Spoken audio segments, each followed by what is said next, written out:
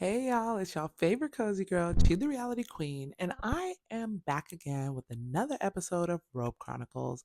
And tonight we're going to be talking about Real Housewives of Potomac, Season 8, Episode 18, the season finale. Man, I thought it was going to be last episode, but we have finally made it to the end. Okay, so this episode starts off with after the fight because supposedly cameras did not get that fight on. They did not get that fight on camera. Bravo. I mean, other people have. We've seen it circulating, but Bravo did not get that fight on camera. And because they didn't, they only got the aftermath. A part of me feels that they did get it, but they wanted a certain narrative. But unfortunately, someone released the video, so they couldn't get the narrative that they wanted out there. So what happens is this episode starts off, like I said, after the fight. Kiana is bleeding from the head. She's in the bathroom. They're talking about calling 911. Wendy is like, this girl threw a drink on Candace. Like, what the heck? You know, a lot of people are like, oh, she's more concerned about the drink being thrown on Candace than she is about Kiana. But I'm like, she obviously went to the bathroom to check on Kiana. So she is concerned about that girl. Again, I think there is a narrative that these producers were trying to form and they wanted to form and they've been trying to form from the beginning is that, you know, these people aren't good people, Candace and Wendy. Even when they went to Dominican and they were trying to show that they didn't check in on them and they purposely made it like ignored, or like not ignored, but didn't show her getting ginger ale or even talking to Kiana, but they showed little comments of her saying like, oh, I'm not staying with Kiana. So I think there is a narrative that they're trying to push, and I feel like so many people are falling for it, but I am not because I am an observant girly and I can see what's really happening. Um, so then Wendy says in her confessional that she remembers prior to anything even happening or Deb even coming over to Candace and them, she remembers she remembers Ashley and Sesame Street having a heated conversation, but she couldn't hear what was going on. And if you can put two and two together, then you know that conversation was probably Deb, Sesame, Grover telling Ashley, I'm about to go confront her. And Ashley was probably saying, wait, wait, wait. We have to wait till the cameras are down. We have to wait till the cameras are down. That is what I believe. And that is why before it all went down, you hear Ashley saying, are the cameras down yet? Are we wrapped? Are we done? Because she knew her friend was going to do that. And let me tell you, Ashley is the most raggediest individual in the world because you knew. She's trying to pretend and act like she didn't know. That girl was 100% aware of what her friend was going to do. She knew it. And you cannot convince me otherwise because you know what your friend has been saying this whole time online about Candace and everything. So why would you think anything else? That's how I know she's raggedy, and she's a liar too. You know, all of them are liars at the end of the day, but not like that. Like that's raggedy. Because so then Kay tells her story and she tells what happened, and she's like, you know, I'm standing there. The girl, you know, throws the drink. I try to, you know, push her back because you about to get crazy. And she threw a glass in her face. And as Kay says, in my face. Because baby, that face card is not declining. Kay is gorgeous. So I know why she was mad. Like, you trying to ruin my beauty, girl. Like, I have some. Although you do not, and I know your face is not your moneymaker. Okay. You gotta respect mine. But what I don't like is everybody's trying to act like Kay got in the way. In the clip that people presented online, Sesame Street doesn't even get close to Candace. She is standing right in front of Kay, is where she's doing all that bickering and yipping and yapping. She is not close to what's her name? She's in front of Kay, and Kay's like, "This is not the place. Chill. Come get your friend." Telling Ashley, "Come get your friend. Come get your friend. Stop her. Is this your friend? Like, this is not the place."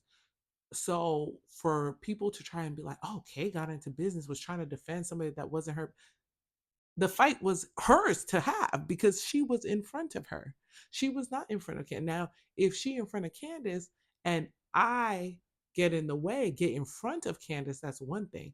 But based on where they were standing, she was already standing over there, and the girl came to her and then was yelling at Candace, who was two people over. So it was ridiculous. Um, then Ashley was trying to defend her actions, trying to be like, "Oh, Deborah said that Candace was talking mess." Where? Roll the tape.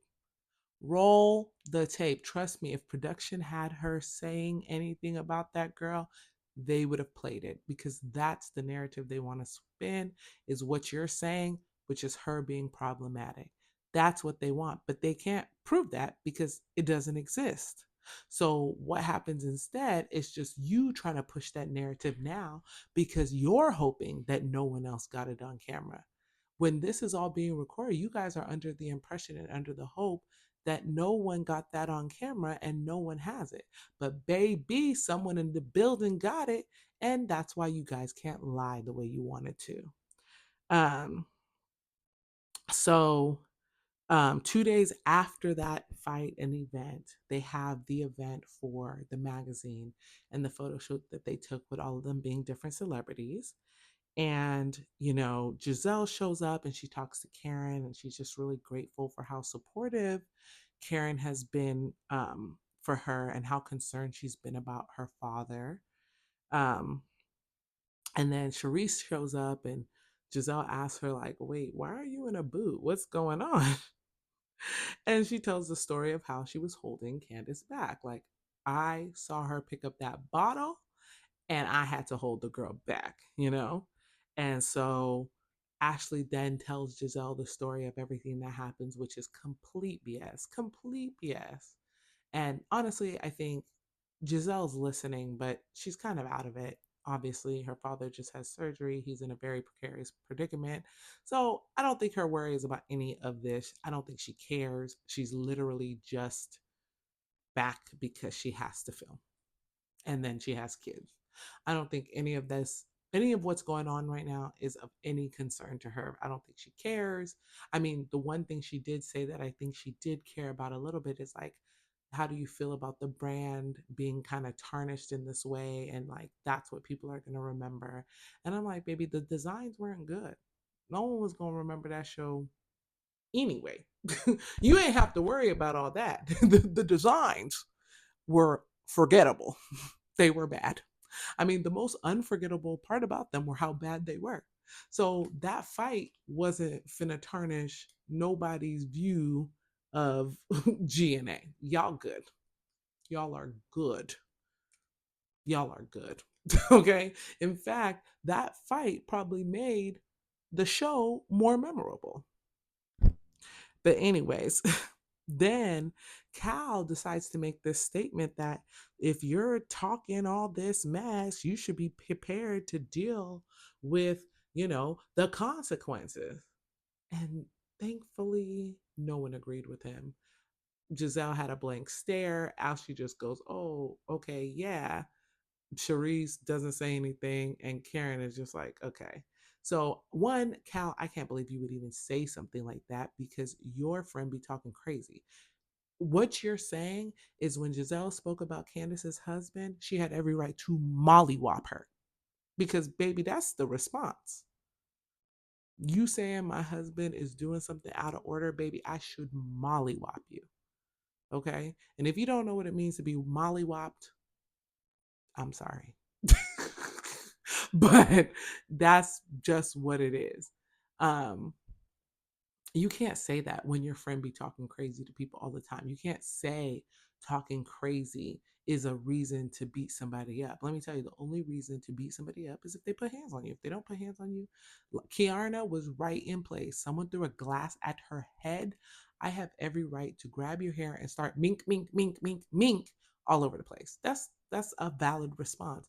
But if somebody is hurling insults, girl, they're insults, whatever. And if you can't insult them right back, so what? Deborah chose to get violent because she got a 5-minute cameo on the show and got to lying about people's husbands and was proved to be a liar. And she just wanted more fame and for people to be talking about her. The girl is irrelevant. And Ashley should have never given her the moment. That's just really what it is. And she did. And she's raggedy for it. Send that girl somewhere else, back home. Um, then Robin shows up and she talks about, oh, it's unfortunate that Kay got into other people's battles. Robin, you do that every single season behind Giselle. Please don't even start to talk about people getting into other people's battles when that is your literal MO. That is who you are. Robin, get into other people's battles, Dixon. Okay? So, how dare you? Uh, and then you weren't even there. I mean, you were there, but you didn't see it. So it's like, your only opinion should have been, I didn't see it. It's unfortunate. Boom. Um, then Karen randomly tells Robin that she doesn't like her photo. I might be alone in this, but of the photos that were presented, that they showed up close, I liked Candace's. I liked Robin's. And that was it. Those are the only two photos that I actually liked. I feel like they didn't show Wendy's photo. Like they showed it on the side and we could see it, but it wasn't like super close up. And I feel like I wanted a direct, straight on view of Wendy's photo to know how it looked. From the side view, it didn't look bad. But for the ones that they kept showing, I'm not saying by any means did Robin look like Mariah Carey. No, she didn't. But I will say that I thought the picture was actually good. I didn't think the picture was bad. I don't, yeah, I didn't think the picture was bad. I got the reference. I could tell exactly what was going on. I didn't think it was bad at all. I know a lot of people have felt differently, but I didn't. I didn't hate it. Um, then Candace's little sister basically comes and checks Ashley. Thankfully, someone needed to check her, but she should. I feel like because the camera were on, she was kind of polite in her checking, but she needed to basically say, "If you ever let a B word touch my sister again, I will beat the brakes off you." Just so you know, so we can be clear here. That should have been the warning that she gave her, but she gave it nice and subtly and very Potomac like. So I appreciate that. I couldn't have done it. I would have been much, much ruder in not, trying to let them know what it was. Um, then Candace and her mom show up and she's talking like, oh, I know they're going to make this fight my fault. And that's what they've been doing. Like Candace knows these people MO. She knows it. She knows what they're gonna do and how they're gonna do it. Like they're so predictable. Because it involves Candace and we don't like her, let's skew and spin and do what we can to make this her fault. It was not her fault at all. This girl was on her own when the help came up to her and started trying to approach her. I don't care what I said about you on the internet. You're not significant to me. I don't care. Um, then Charisse talks to Candace about what happened with the champagne bottle. And she's like, girl, what was you finna do? She was like, I was gonna defend myself. And Charisse is like, well, you would go to jail. No, she wouldn't. If someone was through a glass, you saw Kay's head. So she was using glass as a defense or weapon. She could have taken that bottle to that girl's head. And she would have been well within her right. She was not going to nobody's jail doing that. Um, then Ashley then says like, oh, I didn't expect it when Candace picked up that bottle. Gotcha.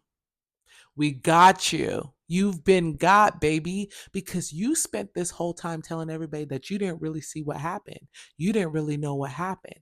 You don't know how it transpired. but now you saw Candace pick up the bottle, you've been got. You're a liar. And now you've proved yourself to be a liar. You didn't see what happened, although we all see you in the camera very close to the situation, but you thought, once again, no one had the footage. So you were ready to lie. But as it turns out, you implicated yourself by saying, when Candace picked up that bottle, I didn't see that coming. But I thought you weren't there. I thought you didn't see what happened. Lie again. And you've been caught. Actually, every time. It's like you're trying to defend yourself, you're trying to defend your friend. You're raggedy. You're raggedy. That's it. We see it. We know you. To know you is to love you or to hate you. And some people are going to choose to hate because, girl, you be lying. Okay. Um, NECA shows up, and so does Wendy. And so Karen uses this time to finally confront Ashley. They all come over, and Ashley is still trying to blame Candace, which is raggedy. And she's like, but also everybody involved is an adult and has, makes decisions. So I don't control, my friend and da da da da da. But it's like, but you brought her and you knew where she was at. There's no way this girl who has been yapping on the internet for months wasn't yapping to you too as her friend. And she was like, oh, if Candace is going to be there, girl, it's finna do this, that. We know that's what happened. We know that's what happened. So you're lying, but no one's buying it. NECA says it's all Deb's fault. She was like, Deb is an adult. Deb should have sat where she was. NECA was absolutely right. That is what Deb should have done. I'm just going to mind my business. If I'm here, F it. I'm not going to make a big deal. I'm not going to acknowledge these girls and I'm going to do what I need to do and get on. But she didn't because she's stupid. She's stupid. Um, then Karen starts going off and saying, like, Ashley, you have pretty much put us in the position that people are going to feel that they can come up in here and fight any housewife that they want because they're friends with the housewife, and that's the precedence that you're trying to set. And even Mia comes in, and I didn't think she would be mad, but after she was throwing glasses last season, but even Mia comes in and says, like, girl, your friend woke up the next morning sober and doubled down. Like, you knew what type of time she was on. And then here comes NECA trying to defend. And this is why NECA, she'll do good and then she'll do bad. Because why are you like, well, Ashley felt bad about that? Does Ashley not have two flapping lips that she could use to say that? Why do you have to come bring your neck to just jump into that conversation and say, "Oh, well, Ashley felt bad"? It's not you. It's not for you to decide. Let Ashley say that she felt bad about it, or yeah, I don't, and whatever. So why are you over here, NECA, trying to act like that's your business to say? Let Ashley say it. And I feel like that's why Ashley be getting off because there's always someone in her corner trying to defend her like she's a child. That lady is 30 something years old and has two children of her own. She needs to be able to stand on her own too and defend herself. So then I feel like they let Ashley off easy because after that they were like, okay, whatever. And I'm like, I don't think they should have let her off. I think they should have told her, girl, it's your fault. And you need to go fight your friend for retribution. Um, then Giselle makes a statement and she kind of is thanking everyone who's reached out to her and saying that Karen has really been there for her, surprisingly, even though they're not that close. She's still like making it a point to like reach out. And I love that Karen, I think she kind of catches that she's trying to subtly shade the ones who haven't. But I think Karen catches it and she's kind of like, well, we are always good, Giselle. We might have light shade, but we're always good. And that's true. They are good. She's not good with Wendy and Candace. And sorry to your dad, but I don't have to reach out to you because I don't like you. And I don't even know what's really going on. I just know he had surgery. So, whatever. Then Mia makes a speech at the event, kind of thanking everybody and talking about it. And then G makes a statement about Mia, about how she's a great wife and this and that and whatever. Also, let me point out before I get to this, Mia's picture was the worst. The fact that they had Mia be Pam Grier it made less sense than zero. And I don't know if maybe Mia was sleeping with the guy who does the magazine or whatever, but like that didn't make no sense. Mm-mm. It didn't make no sense at all. At all. I need someone to explain to me from the magazine why they decided to make Mia Pam Grier and there were other people she could have been. Because that was just it was horrible. Horrible. The way people hated Robin's picture is the way I hated her picture. I thought it was terrible. But anyway, so yeah, G makes a statement and then they immediately cut to the news of Mia and G separating and all the little articles that were releasing the story and what have you. And then it cuts to Wendy and Eddie. And they're telling the story of how um, Gordon apparently contacted the men's like group chat. And he was like, I need to talk to your guys' wives. Can someone put me in contact with your wives? And then he makes a phone call and he's going off about the things Mia has done and how she's dishonest and this and that and whoop de whoop. And we kind of got a little bit of that on the internet. We maybe didn't see everything, but he was kind of spiraling on the internet too. So we kind of saw that, play out there too as viewers. Um, then Mia says her and G officially split in July. And then she said she thinks that G went to TMZ because of what she said to Ashley while they were in the Dominican Republic. When Ashley asked her, did you marry him because of his money? And she said, I might have. And I guess that pissed him off. That's what Mia says. The problem with Mia is Mia's a known liar. It is very hard to trust the words that come out of her mouth as someone who has consistently lied since episode one, right? Like she's a liar by trade. So the things she says and the things she does, I don't know how trustworthy we can take it, right? Um, then G is talking about how he knows Mia was having an affair for 10 years and that she was having an affair right before they got married and right before they got together. Like, gee, what was you dealing with? Like, what? And she was like, well, whatever. And then he said that the kids knew and the kids were telling him that she was sleeping with people and she was taking them to go stay with this other man. I'm like, Mia, let me tell you, because if she was being that messy, that makes so much sense that when Wendy clocked her tea, she got so mad. That is why she threw that drink on Wendy and threw that glass on Wendy because Wendy knew what was up. Old girl called it. She clocked it. And Mia couldn't handle it because this is something that was supposed to be discreet. And Wendy just said it for everybody to know and baby girl was upset. Y'all mad at Wendy, but Wendy was only speaking the truth. The same way Karen brought it up, and Karen was only speaking the truth. So all these people who have called out Mia, and Mia has lost it and been like, "Oh, I spill," and you guys are like, "Mia spills her own tea." No, Mia is a liar. She's a liar. The girl is a liar. Okay. And she got caught up by multiple people who knew what was going on. And she got so angry because it was supposed to be discreet. That was it. And it's crazy because G said he only had two rules for her stepping out. One, don't get the kids involved. And two, keep it discreet. Mia couldn't do any one of them two things. She brought the kids along and she couldn't keep it discreet to the point where G said that his daughter was saying, oh, the son, I don't know if son or daughter, Jeremiah and Juju, but one of them said, why is mommy trying to replace you, daddy? That's raggedy. Okay. I don't care what nobody says.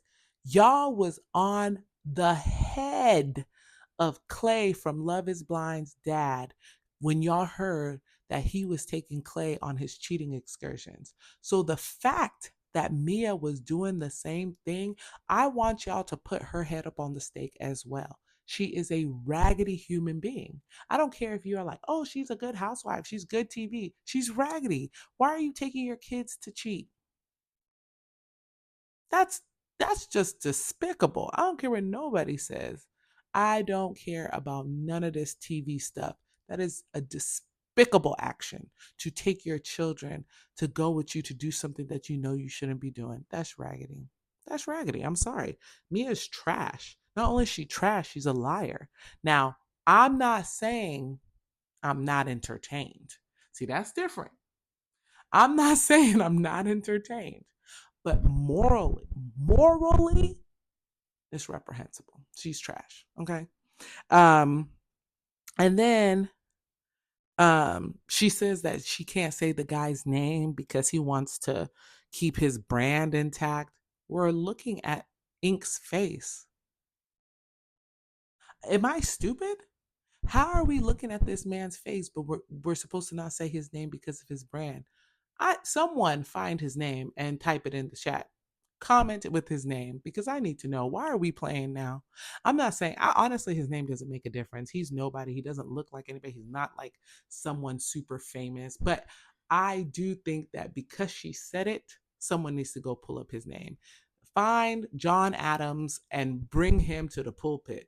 We need to, you know, flog him over the stake as well or whatever. But I'm just like, how is he going to keep his brand protected when you're pictured with him everywhere? What brand? Who is he? He's nobody to me. And maybe he's somebody to other people, but from what I've seen, even after everything has been released, nobody knows who that man is. So he's nobody. What brand? But she explained that he is someone that she dated in high school. She's known for a really long time. They've been on and off, on and off. And I'm like, if you've been with that man since high school and been on and off and you never got with him before, and he's talking about, oh, I'll wait for you. You wasn't serious. You didn't want that man. You didn't want that man. If you wanted that man, you would have been with that man 10 years ago, 12 years ago, 15 years ago, 20 years ago. Girl, you did not want him. So to now act like, oh, he's the love of my life. There are some people who believe this is a stunt. I don't know if I believe that this is a stunt, but I do believe that something fishy is going on because this just, it doesn't even really make sense. It doesn't really add up the way that it should. Um, then Gordon starts talking about how Jeremiah may not be his kid and may be Ink's kid. First of all, these kids look the same, Jeremiah and Juju, and both of them look like Gordon and Mia. But Mia also said she did IUI with Gordon. If you did IUI with Gordon, or maybe she planned to do her IUI with Gordon after sleeping with the other guy to guarantee. I don't know. But if you do IUI, that means they are specific with what they're shooting up. They don't, it's not that they have sperm from everywhere just shooting it up into you. They took from someone in the moment and shot it up into you. So once again, I think Mia is just lying for drama. But if it's true that she doesn't know who the kid is and she swears that she told Gordon that when she got pregnant, like, oh, I was also sleeping with him. So, it might be his or Ink's. And he was like, it's okay. I'm going to love the kid anyway. I'm going to take care of the kid. We'll raise him as my own regardless. It really doesn't make sense. And it really doesn't make sense that someone like Gordon, who is a businessman and very savvy and whatever, wouldn't just go DNA test the child. Why not? Especially not because, he just wants to randomly DNA test, but she literally said that I don't know who is the actual father. So why wouldn't he just DNA test it? But mind you, this is what Mia says in confessional. She did not say this to him, directly because Mia lies a lot. So things that she says in confessional may not be actually true, as we all know. Um, yeah, it just, let me tell you, the story doesn't really make sense that Ink waited over 10 years to be with Mia and, all this stuff. And I don't know. I don't know if it's Ink, but there was someone that he said that he didn't want her to be, stepping out with. Like she could step out with just about anyone except for that one person, which I think is Ink, because he was saying like that person has been trying to ruin their relationship since the beginning and what have you. And I don't know. The story is giving a little fake. I'm like, I think they split. I think that they have beef. I think they do have a problem. But I think the story is being elevated for Mia to really kind of solidify her space on Real Housewives. That's how it's given. And I think that Gordon is kind enough to do that for her. I think he is. I do. I mean, maybe because he's getting money from her right now, right? Supposedly that's what she mentioned. Oh, I'm giving you money now, da da da da da da da. And, you know, maybe because he's like, oh well, if she gets a bigger spot, a better role, then she'll have more money to give me. I don't know. I don't know. But something about the story to me doesn't quite add up. But y'all, let me know what you think. Do you think everything is on the up and up with this story? Because I don't know. Just please like, comment, share, subscribe. Tell me what you think about that Mia Gordon breakup. Because I'm curious, very curious. Anyways, we made it to the reunion. That's next episode, and I can't wait to get into it with you guys all. See you guys next time. Bye.